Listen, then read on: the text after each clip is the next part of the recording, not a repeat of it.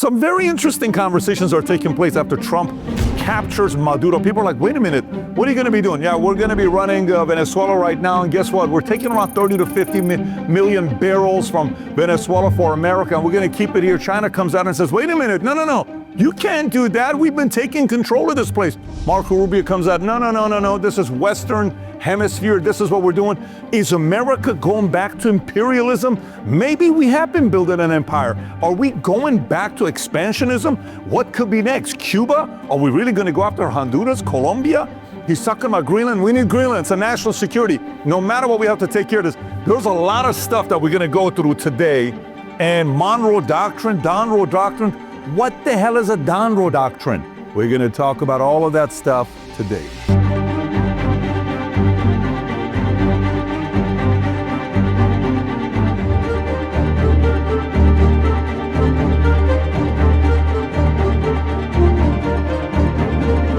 All right, if you give value out of this video, give it a thumbs up and subscribe to the channel. Stick around to the very end on how to get these notes. Let's get right into it. Monroe Doctrine by James Monroe, 1823. What was it all about? Here's what he said. In other words, I'm paraphrasing. Western Hemisphere is an American problem. Anything on our side, we got to address this. Venezuela, our problem. Mexico, our problem. Canada, our problem. And Cuba, our problem. You got to see the history of it, what happens here. And at the time, the enemy was Europe. So guess what? We don't want Europe to come in here. We got this whole place. We got to take this whole thing over before France comes in. There's a lot of people at the time. Obviously, it's not about the leaders, but we got to make sure Europe doesn't come in and take over. So that was their concern, keeping European powers out. So Monroe was about defense. So let's go get everything right now. We got to protect ourselves, right? Trump comes out and says, Monroe talked about all this stuff, but nowadays they're calling the Donroe. What is the Donroe? The Donroe is different. It's American first leverage. It's purely transactional negotiation, like business way of doing things.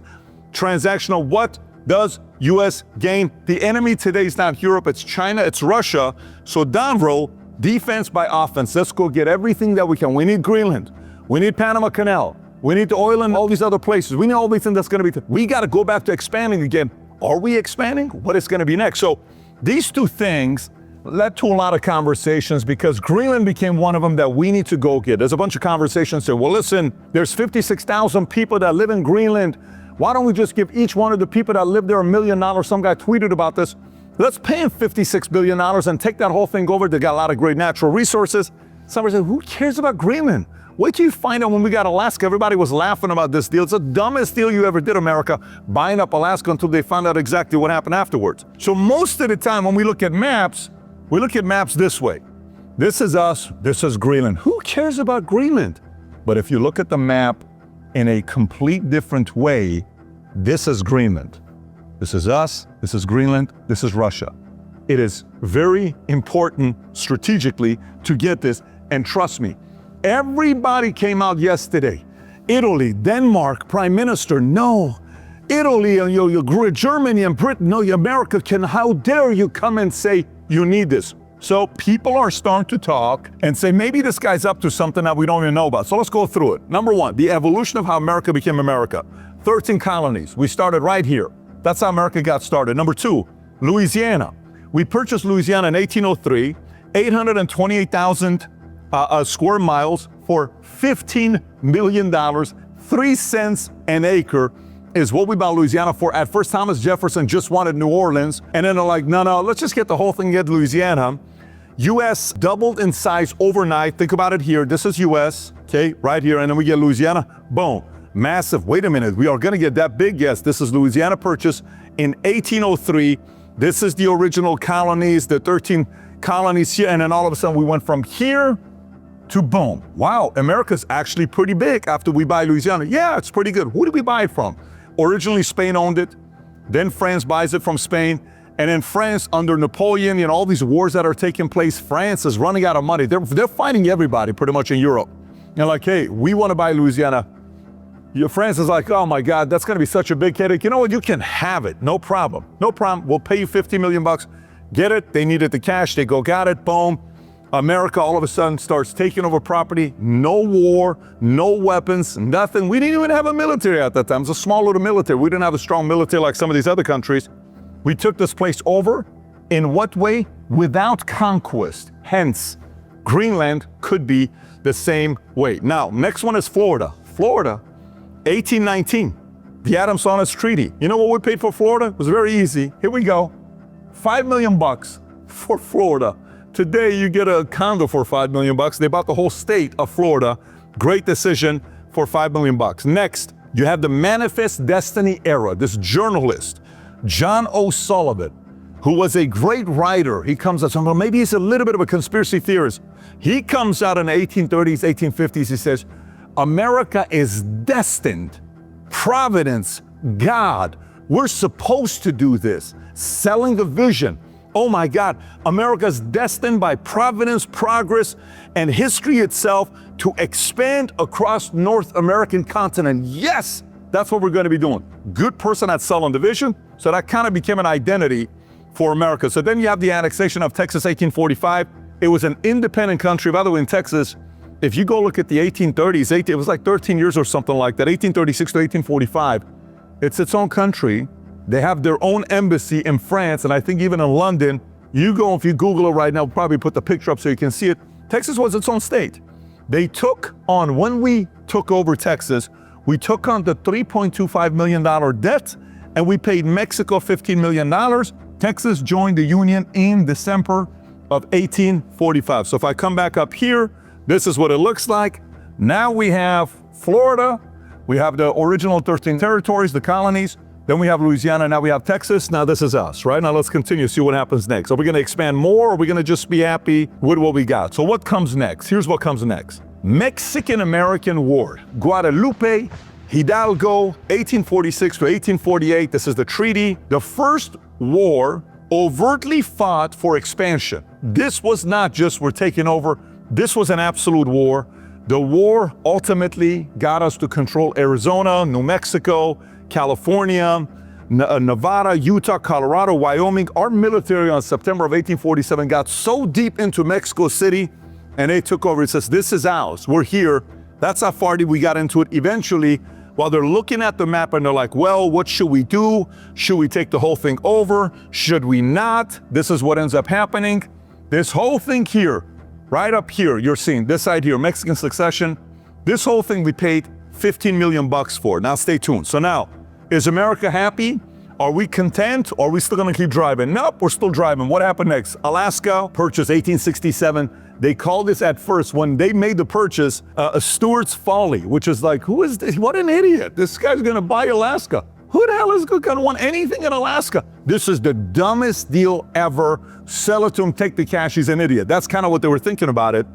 We bought it for $7.2 million from Russian Empire, 586,000 square miles, massive property. We bought it, nothing was there. Eventually we found a lot of gold and a lot of oil. And it was a great decision. So good for Stewarts for that decision that we made. So now we have Alaska. Then you got annexation of Hawaii, 1898. Hawaii comes in. Hawaii used to be its own independent kingdom. They joined us. We took on $4 million of debt. And then from there, this goes on, okay? The next move as we're growing. Keep in mind, now we're getting bigger and bigger and bigger. This is now America. Later on, it's also the arrogant territory that we have, treaty with UK. So then it becomes America. Now, at the same time, while this is taking place, okay, while this is taking place, we over here decide to go to the next phase, which is like, oh my God, World War I, guys, we don't want to do this no more. It was nasty. It was supposed to be the last war ever. It's not going to happen again. We went from America expansionism to what? Isolationist. No. Let's just isolate, guys. Let's avoid anything that we could do. No foreign war issues. Let's just kind of live to ourselves, right? This is a debate that's kind of taking place right now, but America would have never been what it is today if they didn't have the vision of expanding and making the right investments and playing a little bit of offense. And then, of course, later on, what do we take over? Different U.S. territories, Puerto Rico, Guam, Virgin Islands, American Samoa, Northern Mariana Islands, and then, this gave us some tax revenue and at the same time, strategic military location. Then comes post-World War II. This is when it gets interesting. Watch what happens here. World War II ends, okay? This is where, at this time when this is taking place, no more annexation. Like direct annexation was a rare thing. Nobody was doing that. Like, oh, that's just not gonna happen post-World War II. So we're gonna change the game a little bit. This is around 1950s on. Now keep in mind, it's a very interesting time. So instead of expanding, we start doing coups. We start getting involved in everybody else's politics. We start using sanctions. We start saying, no, hey, why don't we get involved in the election? Why don't we do some proxy wars? Poke this guy to fight that guy. Let's do some proxy stuff that's going on over here. Selective strike raids. Fighting communism is the enemy. USSR, we got to go take those guys out. That's kind of this next phase. And by the way, just something interesting to be thinking about. CIA got started in 1947. And they played a very big role in this whole thing. So we almost went from daddy, what are we doing, daddy? We're going to invest into this. We're going to go buy this. We should invest a little bit more. Founder mentality to it's like more mommy. Well, no, let's just kind of know. Let's play a little bit more scared and let's just kind of play different kind of games. No. We're going to go expand. We got a vision, American, this whole idea of providence, man. We're destined to do something big. No, let's kind of get involved in everybody else's business. A little bit too nosy type of things of doing. Then you got the next thing where it comes down to today. And by the way, while you're looking at this is very important to look at because of all these coups that we got involved in South and Central America. We got so many of them. Guatemala, Chile, we can give you so many different things.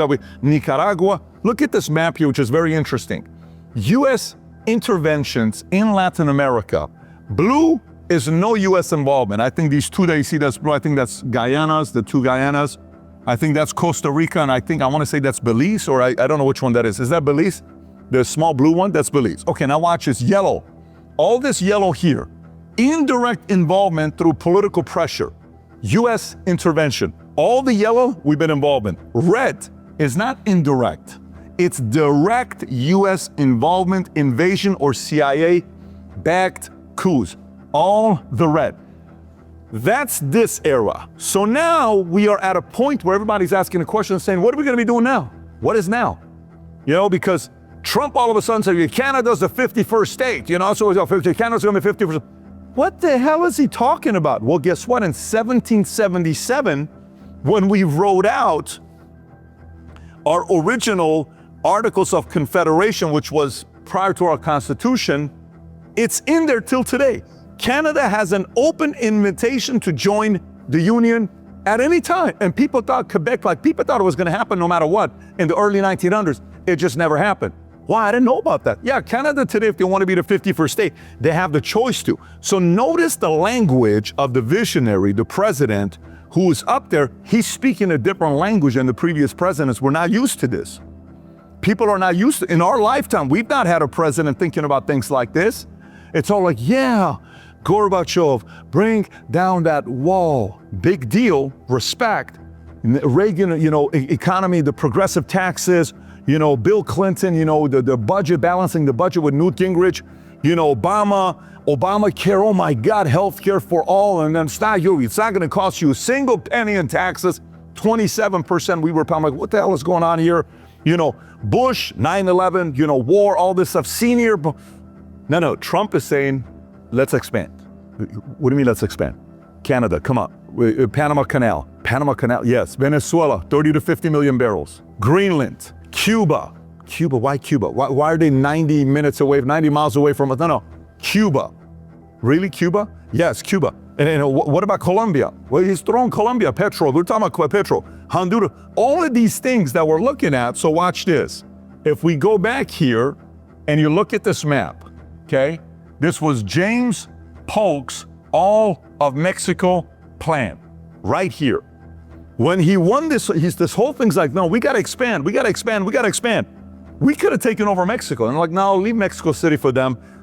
He wanted all of this map that you see. This is the OG of expansion. This guy wanted all of this. He says, no. This is what the map should be. This should be the line that we take over from right here. And maybe we're going back to that. Because if you think about it, some of these things that happened in the past, we have an ugly history. History is just ugly, period. But you know what happened? Hey, guess what? We want Louisiana. All right, here you go. Hey, guess what? What? Hawaii, come on down. All right, no problem. Hey, Florida. Hey, no problem. Hey, hey, Alaska. Hey, Greenland. Hey, all these other, why? Because we have to protect ourselves. Who's the enemy? China is the enemy. Look at what is China doing coming to Venezuela? What are you doing here? Go back to your own place. Why is China so worried about Panama Canal? Why does the Panama Canal, owned by Hutchinson, based out of China? What are you doing coming to the Western Hemisphere? So now President Trump is like, wait a minute.